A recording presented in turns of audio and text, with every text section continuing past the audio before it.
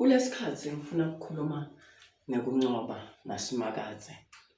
Ngiyabingelela abantwana baNkulunkulu bonke la bakhona khona. Ngiyadehlisa, ngiyalithoba, ngiyathemba lizulu litawuma lime phambi kwami ngoba mina kude vele lengakhuluma ngitshele abantwana baNkulunkulu emhlabeni wonke jikelele, kodwa simakaze yena luqobo utawukhuluma ngami. Nanami nangikhuluma ngaleti ncwadi le ngikhuluma ngayo kuyangisita nami, kufanele vele ethi ngisile. Anginakhuluma into lengasidakali kuyo, into lengayiva. Kusho ukuthi le nto le ngiyendako itawube ayikho, kodwa ngisho njalo ngithi simakaze utawusukuma angimele. Kunqoba ngeligama, kunqoba ngasimakaze. Kute longanqoba ngako ngaphandle kwasimakaze, ngaphandle kwebantu labathembele etintweni tabo. Abantu labathembele etintweni tabo angeke ubatshele, nawe uthembele kusimakaze ngeke bakutshele. Manje ngizama kusho ukuthi mthembe, uhlale kuye, unetheteke, wena ubese uyakholwa. Uthi na ukholwa ulahle tinto, uthi nase utilahlile watilungisisa wabukana nasimakaze. Indzaba yanamhla lengifuna kuyikhuluma indzaba yaDavide anqoba Goliath. Indzaba yemafilisti athatha kancane indzaba yaNkulunkulu. Nanamhla bakhona abantu labathatha tindzaba taNkulunkulu tibe nje into lenganamsebenzi ngobe basuke bangali. Ungabasoli, lisho njalo iBhayibheli lithi bayabhubha bayafa abantu baNkulunkulu ngekuswela lwati. Manje umuntu lekangakalutholi lwati nguwe nami bekufanele simkhulekele, singahlekisi ngalabo banganalwati, kodwa asibakhulekele, siphindze sibatise ukuthi yini lengabasita, ngoba endzaweni ukuthi umzalwane amkhulekele umuntu uyahleka, noma nangabe amvise ebuhlungu uva buhlungu azaphume ebungqweleni, aze ahluthulise moya loyingcwele, ngoba moya loyingcwele nawumjabhisa ngekwenta tinto letingasikahle sisuke simjabhisa moya loyingcwele. Moya loyingcwele uyasuka kumuntu nangabe angasahambi kahle. Manje namhla ngikhuluma ngendzaba yaGoliath naDavide, noma ngithi yaDavide naGoliath. Anything kulwa kwemafilisti anqotshwa nguDavide. Emafilisti bekakwati ukuthi wona ayanqoba ngaso sonke isikhathi. Kunebantu labathi ukuthi bona nabasukuma bayolwa. Kunemindeni nanamhla lethina isukuma iyolwa, bathi thina sihlulwa thina, thina siyathi ukuthi siyashaya thina, and sitabatshela bathi loko ukuthi bake bahlula, kodwa lesinye isikhathi bathi nabafika bathola ukuthi uNkulunkulu sewungenelele la baya khona. Uthiniwe phela uNkulunkulu ngaleso sikhathi ngoba nina nihlala nenda ebantu bakhe tinto letinganamsebenzi. Kanti kunebantu labathi noma bathulile uNkulunkulu wabo akakathuli. Kunebantu labathi noma bangakatikhukhumeti kodwa uNkulunkulu wabo abaphakamele, ngoba lesikhathi wena wehla uyaphansi kakhulu, abantu bakuthatha ngathi uyinto nje lenganamsebenzi, uyinto lengacabangi nalengananqondo. Kukahle kona lokho. Kungako namhla uma kukhulunywa nabomake ngendzaba ye-pride nalokwa uma tingceke ukuthi ikhuluma ticwayisa ngaletinto leticwayisa ngato letiningi lekucwayiswa ngato, bathatha ngathi lento ilite, bathatha ngathi lento ayinamsebenzi. Baze bangibite bathi mina ngiyalimatana, mina vele angikhulumi kahle, ngoba vele uma ngithi make lofake iruthi umbone akhanga lapha, and nyalo sekunala strong kakhulu ma-perfume lalazana emagama lathide langeke ngiwabile, but lamagama le perfume uthola ukuthi ithi 2,000 3,000. Umzalwane ujabuliswa ukuthi nakafike abantu bacimetile, bathi ukuthi sekume make bani emnyango, bathi ukuthi uyayibona ukuthi lento impakamo kwayona ngekwayo, ngoba abantu sebakwati ngayo, iyatikhulumela yona.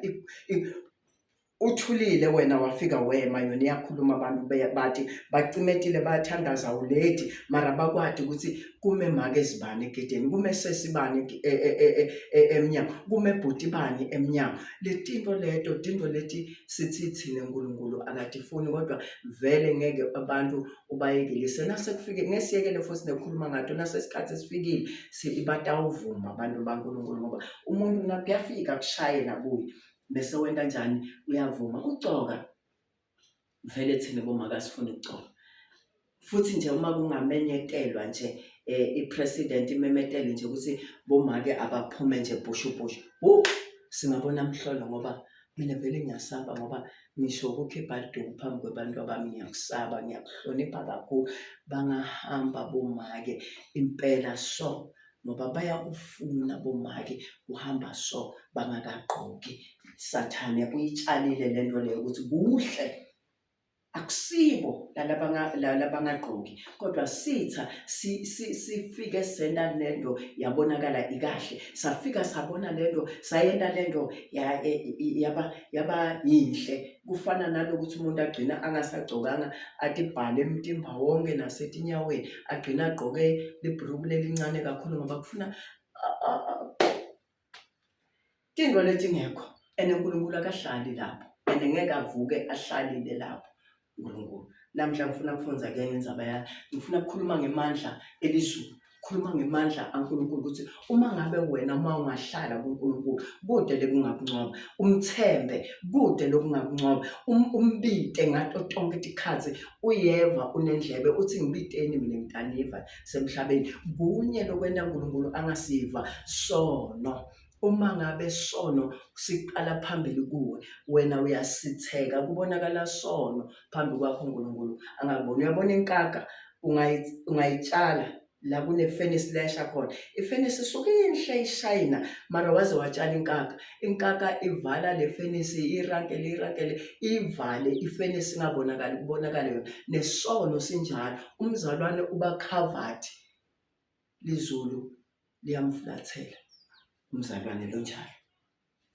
Lana kuSamuel wokuqala chapter 17 verse 45, ngidayibeka nje la ngidayibeka khona. uNkulunkulu womusa, Davide wakhuluma kulomfilisti wathi, wena uta kimi uphethe inkemba nelijozi nesikhali, kodwa mina ngita kuwe ngelibito lasimakadze wetimbi.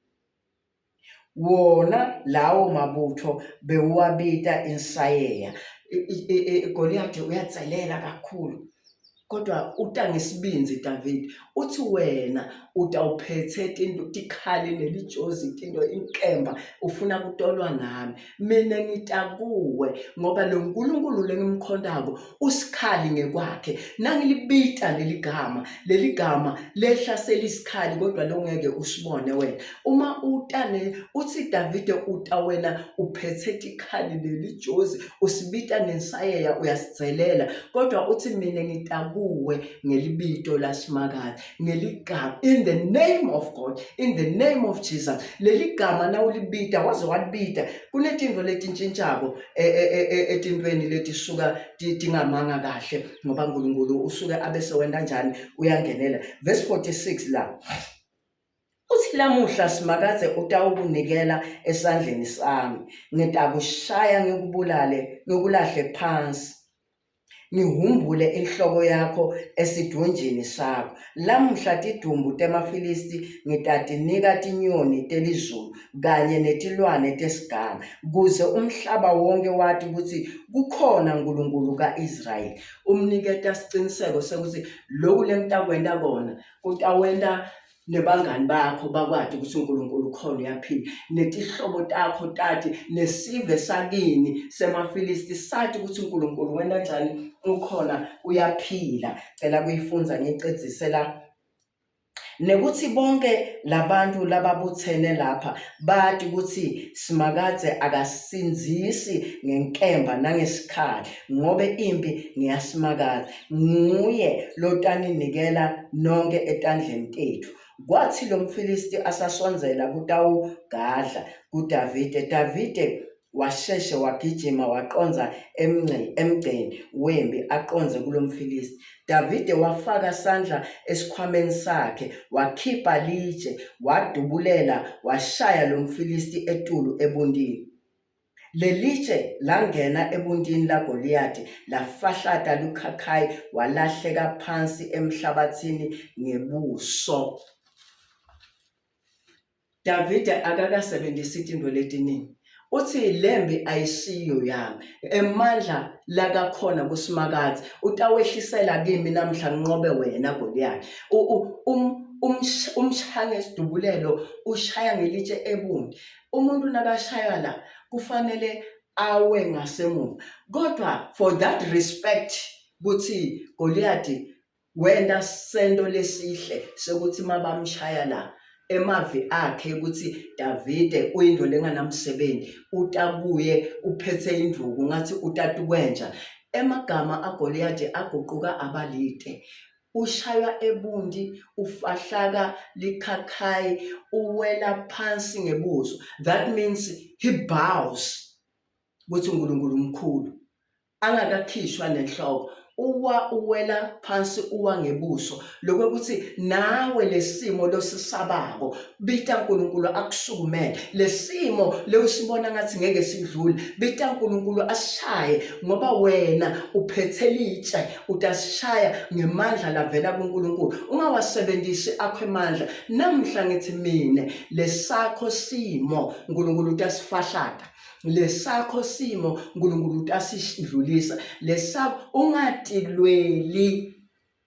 Simakadze unemandla, ungatilweli, ungavuki utilwele. Sikhuluma ngebantwana labalele etigangeni, kunamake lo angakhoni nekulala kuze kuse. uNkulunkulu angeke avume etigebengu ukuthi ihlasele umntwana wakho la kakhona khona. Ngisho njalo ngithi mina nikwadi ukuthi babiyelekile, saze sabita buthathu belizulu. Lizulu liyasukuma, lizulu alisukumi mahhala, lihamba nemlilo. uNkulunkulu wethu ungumlilo, uNkulunkulu wethu ebantu noma bangamati. Kodwa uthi Davide la, namhla ngifuna nathi ukuthi thina ema-Israyeli sikhonda uNkulunkulu lophilayo, uNkulunkulu wempi, uNkulunkulu lonqoba konke. Uthi lapha kuLuka 1:37, everything is possible with God. Uthi lokhu lokungendeki kubantu kuyenteka. Lalela, thatha Jesu uhlale kuye akwendele imangaliso. Thatha Jesu umthembe, usukume umelane natotimo ngemkhuleko. Ekujuleni kwenhlitiyo yakho